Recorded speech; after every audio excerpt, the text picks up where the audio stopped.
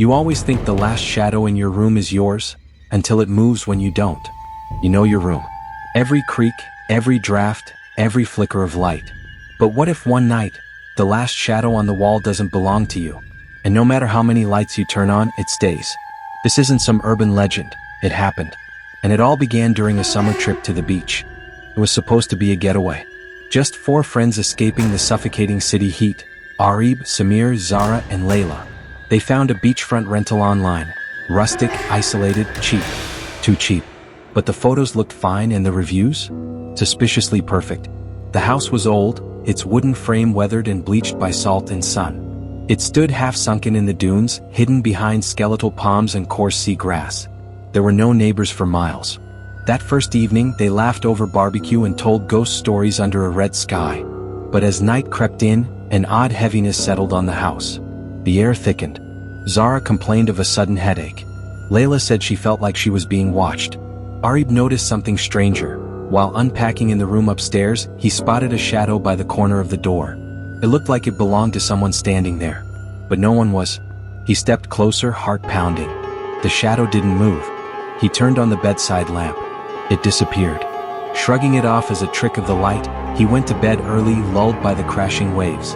But sometime past midnight, he jolted awake. His room was pitch black, yet a distinct figure-shaped shadow loomed against the far wall. He reached for his phone to use the flashlight. The shadow didn't move, but it was facing him now. The next morning, Areeb brushed it off. Maybe a dream, a trick of exhaustion. Still, a tension curled in his stomach like cold seaweed. He didn't mention it to the others, yet. As they walked the beach later that day, Layla paused near a stretch of dry, untouched sand. "Guys, do you see that? Footprints. Deep ones. Leading straight from the edge of the waves toward their house." But they weren't theirs. No one had walked here yet. And strangest of all, the footprints started at the water. As if someone had walked out of the ocean.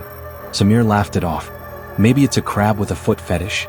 But the laughter died quickly when they noticed something else. Etched into the weathered siding of the house were long vertical scratches. Like claw marks. The paint around them was fresh, peeled just that night. Zara ran her fingers over them. This wasn't here yesterday. Back inside, the house felt different. So, like the air held its breath. That evening, Areeb sat alone in his room, scrolling through his phone. A strange notification popped up on his gallery app. New photo saved, 12:41 a.m. Confused, he opened it. It was pitch black. But in the center, a grainy image of his room. His bed. His sleeping body. And in the corner, barely visible, that same shadow. Only this time it was closer. Standing by his bedside, bending slightly forward like it was watching him sleep. He dropped the phone, heart pounding in his ears. Someone, or something, was in the room last night, and it had taken a picture. The group finally sat down together that evening. Areeb showed them the photo. Layla paled. "That's what I felt. That thing. Watching." Zara nodded. "I couldn't sleep either. I kept hearing something crawling under the floorboards." Samir, always the skeptic, rolled his eyes. "So what? A ghost photographer?" Still, they all slept with the lights on that night. Except it didn't help. The power cut at exactly 2:03 a.m. The air turned icy. The sea outside, once calm, roared like something ancient had risen from its depths. Areeb's flashlight flicked to life. He scanned the room, no one. No shadow. But then, he heard it. Breathing. Not his own. Slow.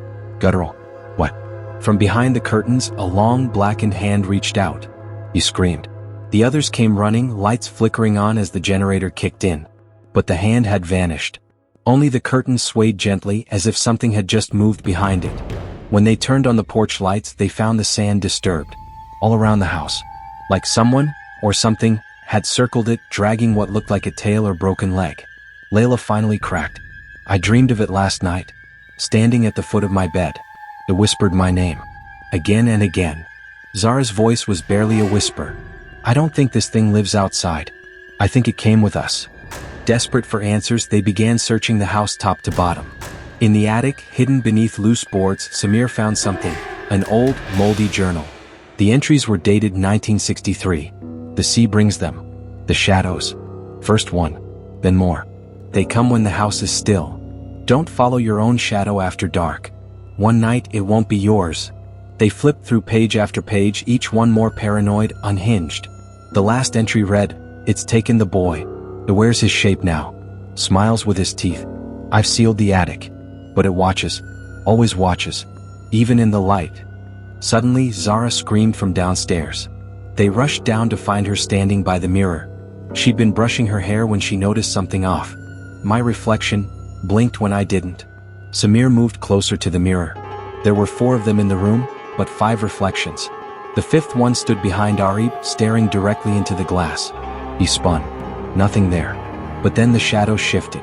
Just slightly. The room felt darker. Areeb whispered, "It's not just watching us anymore. It's learning." They decided to leave. No. But when they opened the front door, they were greeted not by the sun, but an impossible black void. Endless, hungry, humming with the sound of crashing waves. Behind them, the shadows began to move. They weren't alone. They never had been. They tried everything, windows, the back door, even breaking through the walls. But outside was gone. Replaced by something cold, something vast and alive. A sea made of shadow. Zara vanished first. One moment she was crying in the corner. The next her eyes went pitch black. She turned to them and simply whispered, "It's warm in the dark." Then she crumbled, literally, like ash sucked into a vacuum. Samir ran into the hallway. They heard his screams for only a few seconds before silence swallowed them whole. Only Areeb and Layla remained. In a panic, they retreated to the only place left, Areeb's room. The place where it began. But even here, the shadow waited. Taller now. More human. More him. Layla backed into the corner. "It wants to replace us." Areeb, shaking, realized the truth. The last shadow was his. But it wasn't his anymore. It stepped forward, its face now a mirror of his own. Smiling. He screamed as it lunged forward, darkness engulfing everything. Only one body was found days later when authorities arrived. A boy curled up in bed, eyes open, smile frozen. But the locals say sometimes, on stormy nights, the beach house lights flicker on, and if you stand just right, you'll see 5 shadows in the window. Only 4 of them move. So if you ever rent a room near the sea, check your shadows before you sleep. Because the last one in the room might not be yours,